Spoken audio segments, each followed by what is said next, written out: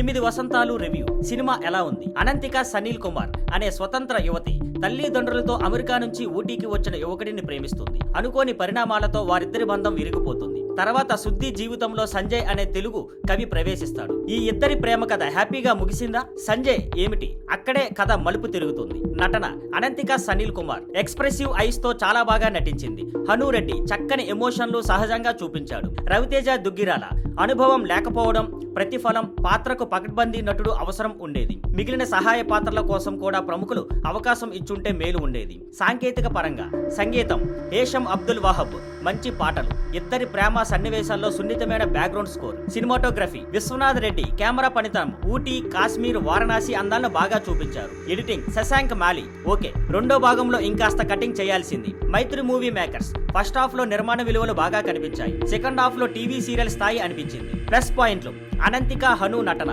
సంగీతం, ఫోటోగ్రఫీ, కొందరు వర్తక సంభాషణలు. మైనస్ పాయింట్లు రవితేజ నటన, రెండో భాగం మెరుపులేమీ లేకుండా సాగటం, ఓపిక లేని ఉపదేశ జాతీయ సంభాషణలు, తక్కువ స్థాయి సెట్స్, మిగిలిన నటుల బలహీన ప్రదర్శన, అవసరమైన చోట నాటకీయ డైలాగులు రద్దీగా ఉండటం. విశ్లేషణ first half Ananthika Hanu chemistry, Kashmir episode బాగుంటాయి. సెకండ్ హాఫ్ కథనా పాత్రలో స్థిరత్వం లేదు. శుద్ధి తల్లి పాత్రలు మొదట్లో బలంగా ఉన్న తర్వాత తేలిపోతాయి. కాస్టింగ్ రెండో హీరో ఎంపిక తారసపడింది. కెమిస్ట్రీ మెరగలేదు. రిటబిలిటీ భావోద్వేగ క్షణాల్లో హిరోషిమా లాంటి గొప్ప ఉపమానాలు ప్రేక్షకుణ్ణి దూరం చేస్తాయి. ఇంకా చివరగా వస్తే మొత్తానికి 8 వసంతాలు మొదటి అర్ధ భాగంలో కొంత మెరుగొందినప్పటికీ సెకండ్ హాఫ్ లో తప్పు తడువు ఎక్కువ. దర్శకుడు ఫణీంద్ర నరిశెట్టి అడుగులు పడటానికి ఇంకో ప్రయత్నం చేయాల్సిందే.